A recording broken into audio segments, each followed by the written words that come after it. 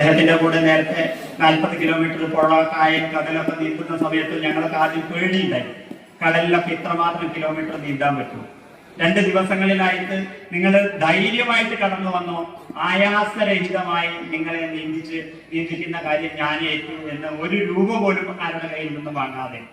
ഒരുപക്ഷെ മുറ്റത്തെ മുല്ലയ്ക്ക് മണമില്ല എന്ന് പറഞ്ഞ പോലെ ഈ പ്രദേശത്തെ ആളുകൾ അദ്ദേഹത്തിനെ എത്രമാത്രം ഉപയോഗപ്പെടുത്തുന്നുണ്ട് എന്ന കാര്യത്തിൽ പുറത്തുനിന്ന് വരുന്ന ഞങ്ങൾക്ക് എപ്പോഴും പരിപാടികൾ അദ്ദേഹം സംഘടിപ്പിക്കുന്ന സമയത്ത് കണ്ണൂർ ജില്ലയുടെ വിവിധ ഭാഗങ്ങളിൽ നിന്നും കേരളത്തിന്റെ വിവിധ ഭാഗങ്ങളിൽ നിന്നും ഈ ചടങ്ങിൽ പങ്കെടുക്കാൻ, ചടങ്ങെന്നല്ല ഈ ഒരു ത്രില്ലിംഗ് എക്സ്പീരിയൻസിന്റെ ഭാഗമാക്കാവാൻ ആളുകൾ, 100 കണക്കിന് ആളുകൾ പങ്കെടുക്കുമ്പോൾ പ്രാദേശികമായി പലരും സംസ്കാരമൊക്കെ പഠിപ്പിക്കുമെങ്കിലും നമ്മൾ കുട്ടികളെ നീന്തൽ പഠിപ്പിക്കൽ ഒരു സംസ്കാരത്തിന്റെ ഭാഗമാണ്, ജീവൻ രക്ഷയുടെ ഭാഗമാണ് എന്ന് അധ്യാപകരോ രക്ഷിതാക്കളോ സമൂഹമോ ഏതെങ്കിലും മൈക്കിന്റെ പോയിന്റിലൊക്കെ ഒരു പക്ഷേ പറയുമായിരിക്കും. പക്ഷെ സ്വന്തം ജീവിതത്തിലേക്ക് വരുമ്പോൾ ചെയ്യുന്ന ആളുകൾ വളരെ കുറവാണ്.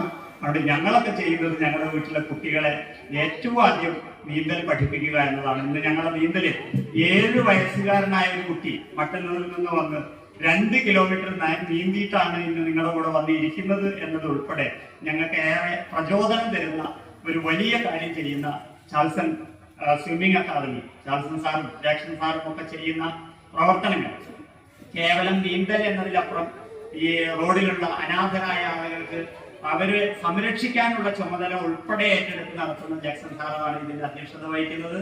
ഇത്തരത്തിലുള്ള സമൂഹത്തിന് ആവശ്യമായ അത്യന്താപേക്ഷിതമായ കാര്യങ്ങൾ ചെയ്യുന്ന ചാൾസൺ സ്വിമ്മിംഗ് അക്കാദമിയുടെ മുഴുവൻ സാരഥികളെയും, പ്രത്യേകിച്ച് ഡോക്ടർ ചാൾസണെയും, ഞങ്ങൾക്കും ഇങ്ങനെ കടലിലും കായലിലും പുഴയിലും ഒക്കെ നീന്താൻ വേണ്ടി ധൈര്യം തന്ന അദ്ദേഹത്തിനും കുടുംബാംഗങ്ങൾക്കും, മകളൊക്കെ വന്നിട്ട് രാവിലെ നല്ല ഉള്ളിയും മറ്റേ കാന്താരി ചമ്മന്തിയും ഒക്കെ തന്നിട്ട് ഈ വന്ന ആളുകൾക്ക് മുഴുവൻ പ്രോത്സാഹിപ്പിക്കാൻ വേണ്ടി അവരുടെ മുഴുവൻ കുടുംബത്തിന്റെ ഒരു സപ്പോർട്ട് പോലും ഒരു മാതൃകയാണ് ഈ അദ്ദേഹത്തിന്റെ പരിപാടികൾ.